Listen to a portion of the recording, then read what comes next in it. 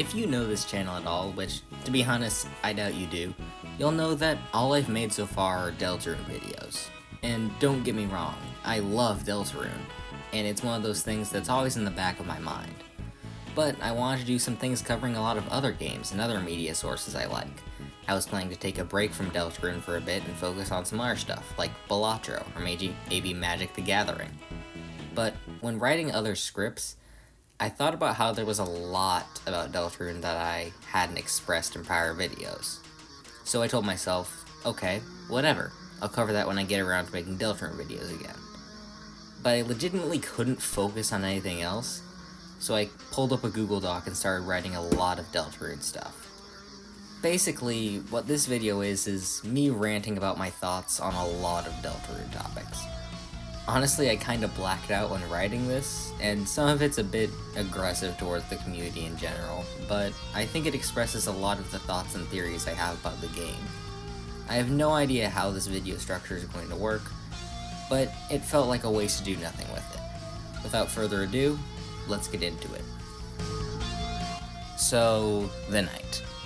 I'm sure our first thought when seeing this in-game was a cumulative what the hell as the thing we thought would be an endgame boss we wouldn't see until chapter 5 or 6 proceed to wipe the floor with us.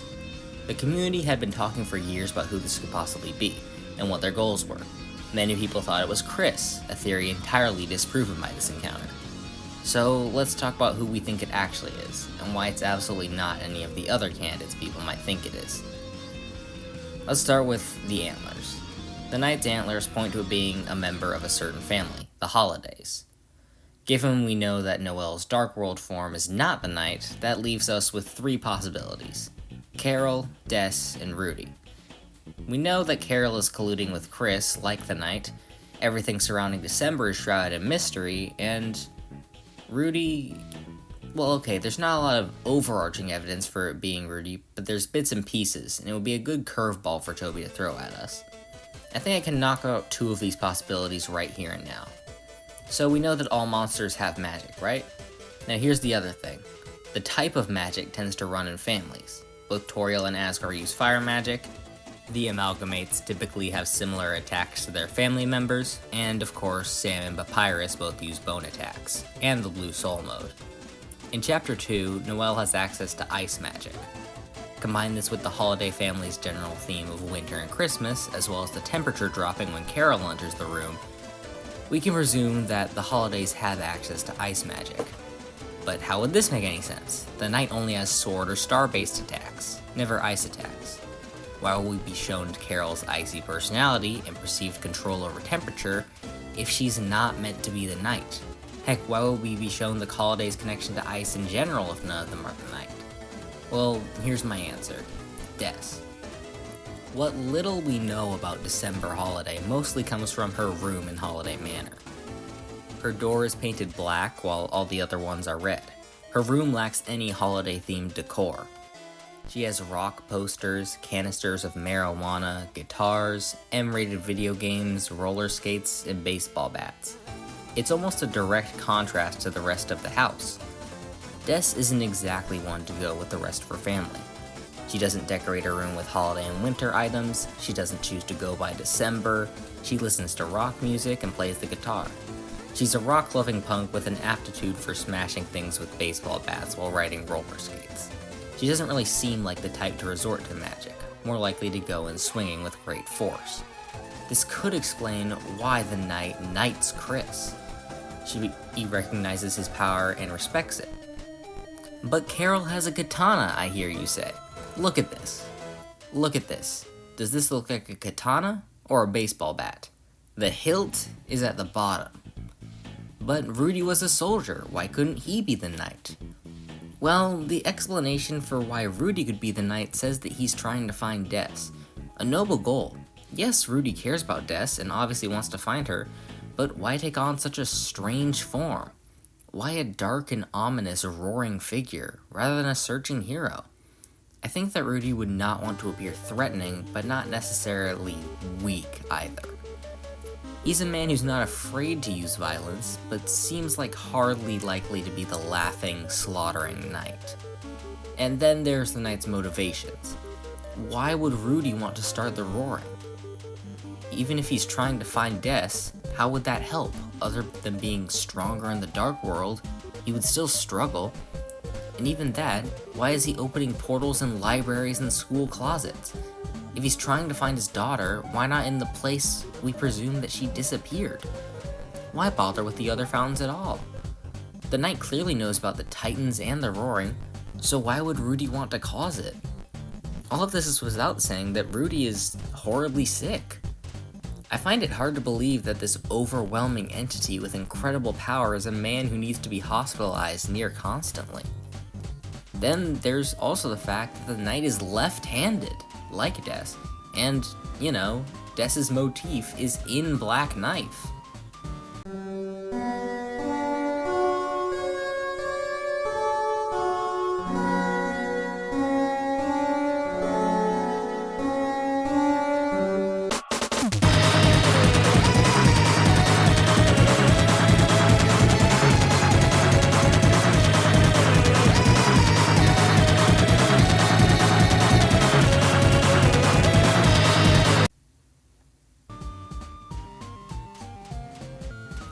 I feel like all signs point to Des at this point, but even if all of them point to Des, it doesn't explain why Des is the Knight, or her motivations.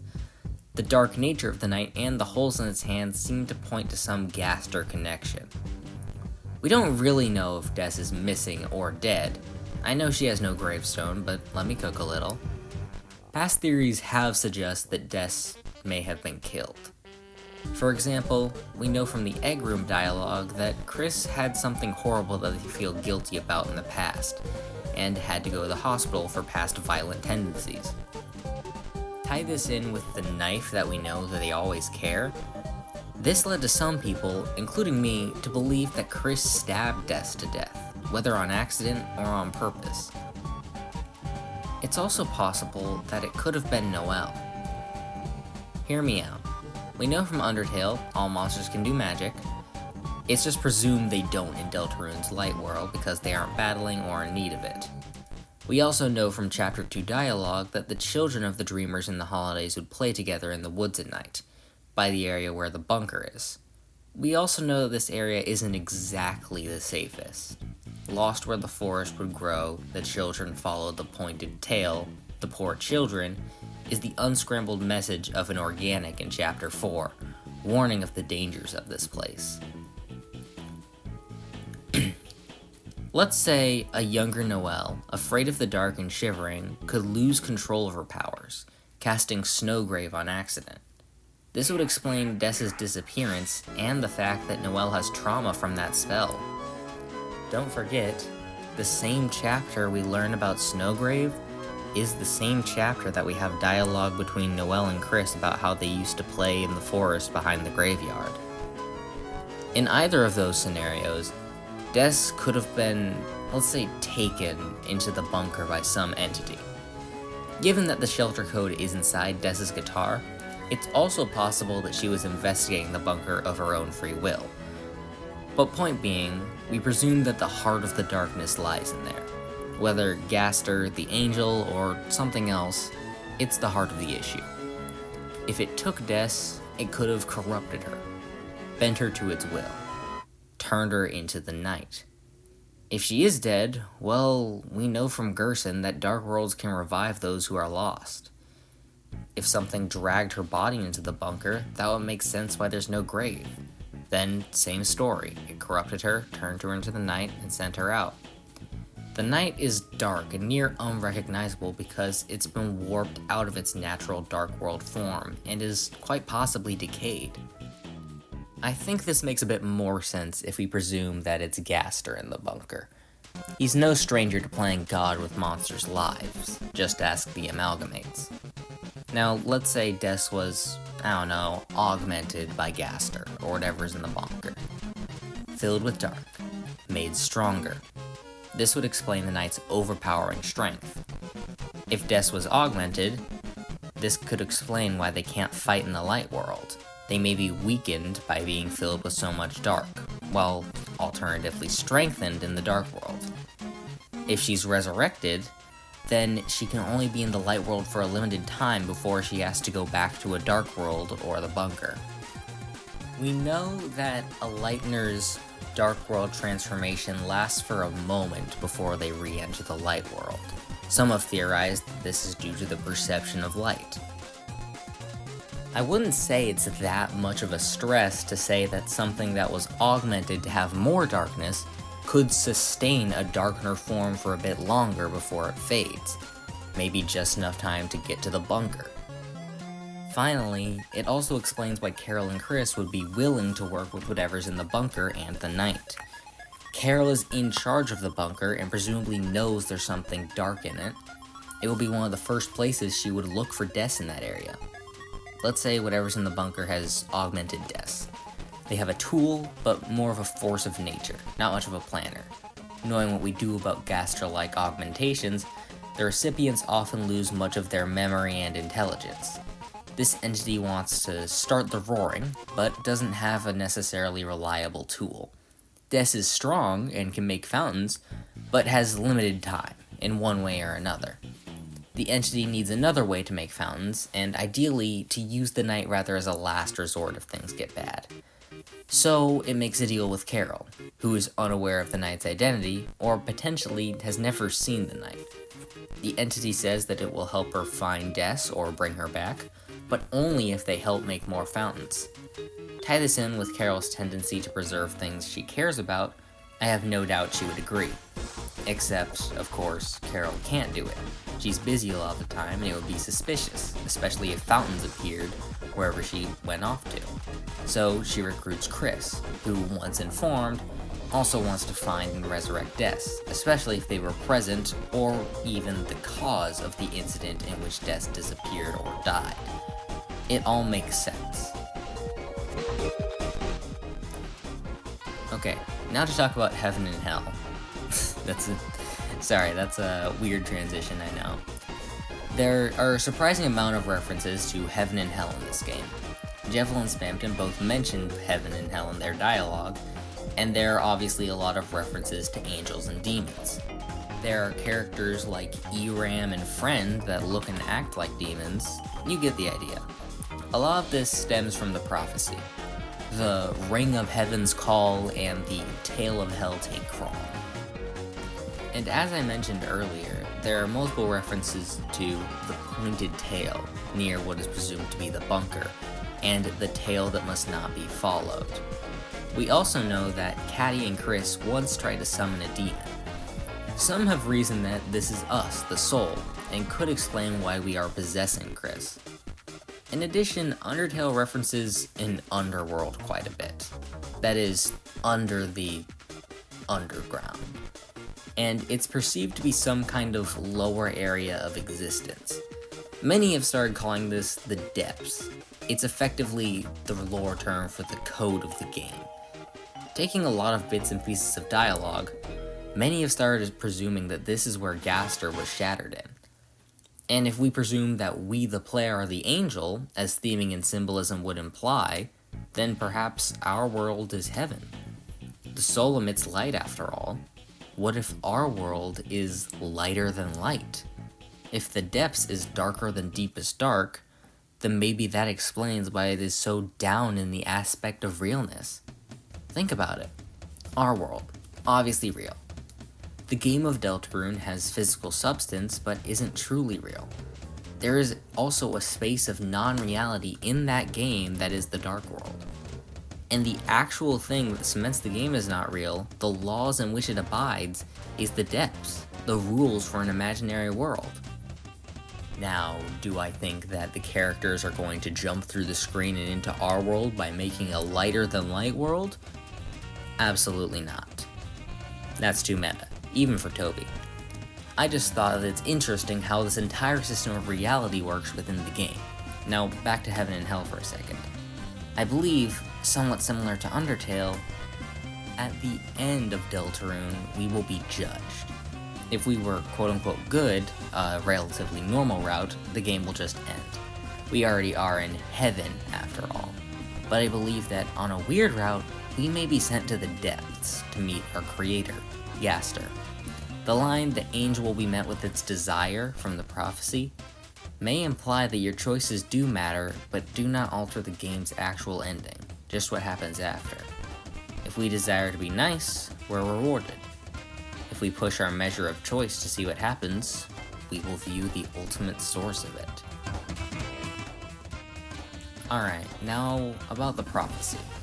So throughout the game, we're constantly being reminded that our choices don't matter, our choices do matter, etc., etc. The Steam description for the game says, "only one ending?" I just explained why I think there will be different outcomes for the ending, but I wanted to talk a little bit more specifically about the route that will lead us there. Both the normal and weird route, as of so far, follow the prophecy, and I think they will continue to.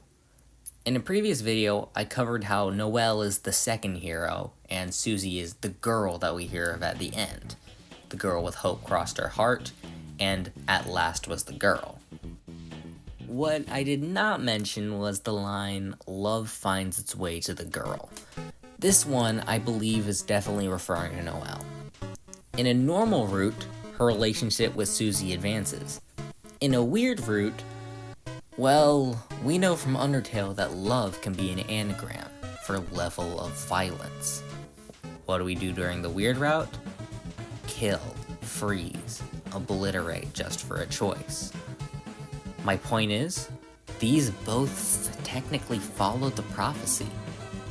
I think it's important to note that everything the prophecy says happens in both the normal and weird routes. The fountains are still created, you still fight with the knight, strife by strife, the titans still spawn. Now, where some might argue is in the boss panels. Specifically, the Queen's chariot cannot be stopped, and the Lord of Screens cleaves red by blade. These are contested, well, because the Queen's car is stopped, and Tenna only dies if you don't get all the recruits. But here's the thing. The Queen's chariot can refer to a couple of things, and while there is a car in the prophecy panel, I think what makes much more sense to me is that it's her giant mech. You know, the thing that we take a scripted loss to, cannot be stopped. But we don't fight the mech in the weird route, I hear you say.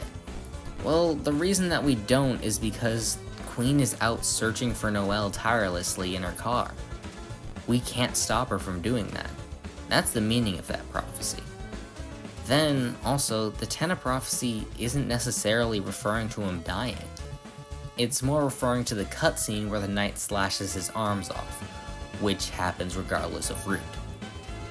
Even if we make evil decisions to try and get a choice, the prophecy, and I assume the ending, will stay the same. Now, Susie. In another video, I mentioned how Susie was going to break the prophecy in more ways than one, but I didn't really reflect on it. I believe that if we keep trying to make decisions to breach fate, Susie will literally break the code of the game, and even change the outcome. Think Spider-Verse anomaly. If the final tragedy panel is a canon event, then Susie is going to try and make sure it doesn't happen, thus shattering the prophecy. Toby's no stranger to using the code in a story. We have the voice in the code in Deltarune, and in Undertale we see Omega Flowey crash our game every time he beats us, as well as Asgore literally shattering an in-game menu prompt. Point being, I think that our choices might not matter, but Susie's might. And the different ending of the game may reflect on what Susie chooses to do. Alright, this is more of a tangent than anything else, but has it occurred to anyone that chess theory could still be accurate? I feel like people almost instantly abandoned chess theory after it was revealed that Tenna had no connection to chess pieces, and completely ignored the fact that we fight a character called the Knight afterwards. You could argue that, oh, the Knight doesn't qualify as the final boss of Chapter 3. Or, it's the secret boss, it's too hard to consider the Chapter 3 boss. To which I would respond, 1, it's a required fight, win or lose, and it's the last of Chapter 3. I feel it can qualify. Since when has Toby ever said that it's his plan to have a final boss and a secret boss as a chapter format? The night wasn't secret at all, it was required. And, once again, it's the last fight of Chapter 3. And finally, the chapter icon after you've completed Chapter 3 becomes the Knight's Visor. I feel I've made my point. So we can put down the Knight for Chapter 3, but what about Chapter 4? Well, in the Jackenstein fight, there's a room that has symbols on the floor. It starts on a king chess piece, then goes to a queen chess piece, then a knight chess piece, then a bishop chess piece, followed by a flower and a sword. More on that later. If you look at the shape of the Titan's head, I feel it's not too much of a stretch to say that it looks like the top of a bishop piece. In addition, take a look at Mr. Society, the bishop chess piece from Chapter 1. I'd say it's pretty damn similar to the Titan. In addition, there's the fact that Chapter 4 is in a church. So now we have a line. King, queen, knight, bishop. But then what about the flower and sword? So chess theory typically says that we'll probably fight Chris at the end, as they are a pawn to us, and presumably to Carol in whatever her plan is, thus the sword representing Chris. But then there's the flower. Well, we presume that Chapter 5 Dark World will be in the Flower King store. So I think it's a safe bet that it will be a flower boss, or potentially Asgore. How is that somehow a rook? I don't know. But my point is, chess theory isn't necessarily dead yet, and I think there's a few ways that it could be brought back. Okay, let's talk about the missing prophecy panel.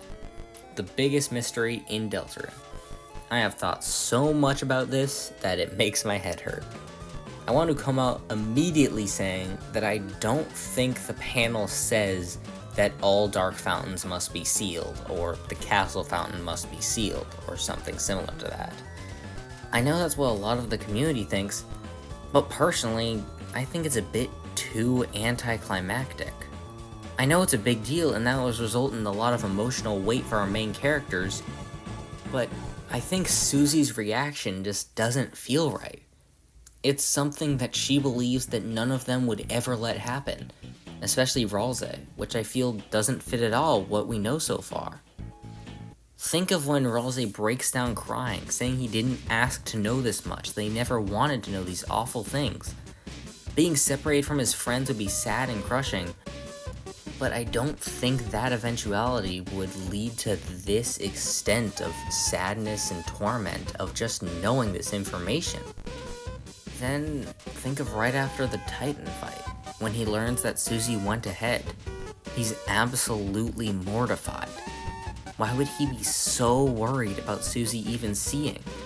This is something that he considers a horrible thing to even learn, even when the alternative is the apocalypse. I don't think letting the Dark Fountains go lives up to that. Remember, Ralze sees very little of himself, and is relatively open to being hurt rather than the others, or carrying burdens for them. I don't think he'd be treating this scenario like this. I personally think it might have to do more with Chris. Look, we know that Chris is a traitor, and we know that Chris is working with the Knight and Carol. I think that Chris, Carol, and Asgore are trying to bring back Des through experimenting with Dark Fountains somehow, and are not aware of the prophecy. If you believe in Chris' slash theory, we also know Chris isn't exactly the most hesitant about doing what needs to be done. Given all of this, I think that our final encounter of the game will probably be against Chris, and maybe a 2-to-death encounter. I think that the last line of the prophecy will say something like, "The cage must be slain," or something along those lines. I think Chris will attempt to stop, maybe even kill the others once the roaring does begin. Of course, Susie doesn't know that Chris is a traitor, which explains her reaction. She thinks that this would be a sacrifice rather than a betrayal. When Ralze talks to us about how he's trying to keep going, he's talking to us, not Chris. He's aware of what will happen. Once the roaring is started, the cage will rip us out, and attempt to do everything they can to keep the fountains going. I think this reveal will probably be coupled with Susie learning that we've been in control of Chris most of the time, and the three of us working together to stop the roaring. Potentially, we get the vessel back, and the final encounter begins. Now, on the weird route, this interaction could differ. I think it will end up with a one-on-one with Chris after we've taken full control of Noelle, with unknown stakes at play. Personally, I believe that it will continue leading down the route of corruption. Potentially, all of Hometown becomes under our control, or all of Hometown dies. Then, in that last fight, Chris, with their dying breath, will destroy us. In an explosion of light, the roaring is stopped. Once again, I will say that I think the way it will actually play out may depend on Susie and what she chooses to do. And potentially, we may break what the prophecy wants, and Chris can live. Phew, that was a lot of stuff, but once again, those are a lot of my conclusive thoughts on the game this time. I have some other Deltarune videos here, and once again, I want to